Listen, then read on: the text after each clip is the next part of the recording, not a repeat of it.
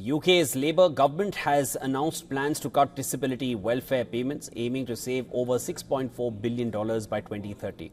Work and Pensions Secretary Liz Kendall outlined these reforms, citing the need to narrow eligibility for the personal independence payment, which is currently available to both working and non-working individuals with disabilities.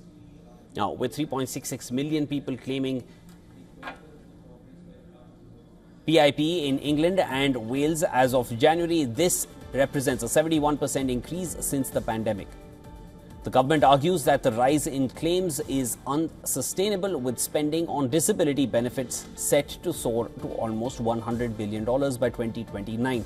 Labour's welfare reform plan comes as part of the government's strategy to address a $28 billion budget deficit, which it claims was inherited from the previous Conservative administration. Spending on welfare in the UK already accounts for nearly 11% of the nation's GDP, with pensions making up a significant portion of this expenditure. The government argues that these cuts are necessary to stabilise finances while still helping disabled individuals transitioning into work. But critics argue that these cuts contradict the party's core values.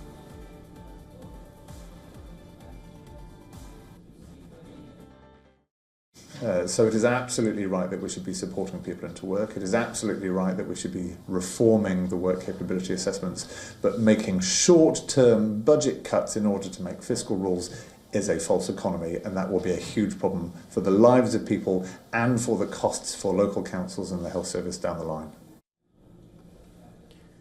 The proposed changes come ahead of Chancellor Rachel Reeves' spring statement on the 26th of March, which will outline broader spending cuts across various government departments. These cuts, which focus on disability welfare, have sparked significant debate, especially as the UK faces an economy under pressure.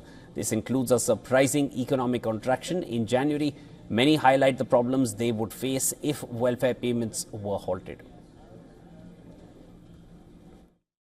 Without PIP, I would be forced into full-time work.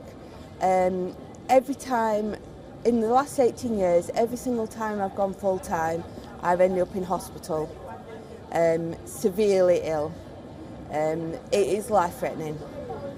You know, I can't be any more clear than that. It's a life-threatening situation. That £70 a week might not sound like a lot, but it's an absolute lifeline, and it's a safety net for me. So on the times I can't work when I'm unwell, I know I've got it there. As welfare claims rise, particularly for conditions like anxiety and depression, the government insists that these reforms are essential for long-term sustainability, but the controversial measures are expected to be met with backlash as the government balances fiscal responsibility with social support.